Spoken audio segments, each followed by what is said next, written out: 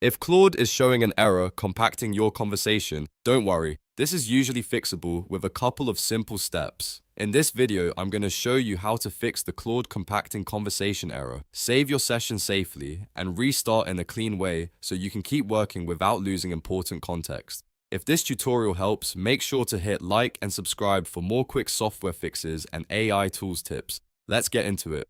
The first thing you want to do is preserve your current session history. In Claude Code, type/export and run the command. This will save your conversation history into a file so you can refer back to it later. This step is important because if the compacting process is failing, you don't want to lose the useful parts of your chat or your project context. Once the export is complete, take note of the file path where the session was saved. Now start a brand new clean session. This helps clear out any corrupted or overloaded conversation state that may be causing the compacting error in the first place. In the new session, provide Claude with the exported file path and explain that you want it to use that file as context. That way, Claude can continue from your previous work without depending on the broken session.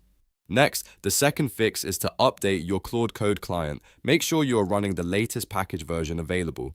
Older versions can have legacy parsing bugs, especially around thinking blocks and conversation formatting, and those bugs can trigger compacting issues. Updating to the newest version often resolves the problem immediately. After updating, reopen Claude Code and try your workflow again in the fresh session. In many cases, the error will be gone, and you'll be able to continue normally with a clean history and a current client version. So the full fix is simple. Export your session, restart clean, pass in the exported file for context, and update Claude Code to the latest version. That combination solves a lot of compacting conversation problems without needing any complicated troubleshooting. If this helped you, please like the video, subscribe to the channel, and turn on notifications so you don't miss more AI and software fixes. Thanks for watching, and I'll see you in the next one.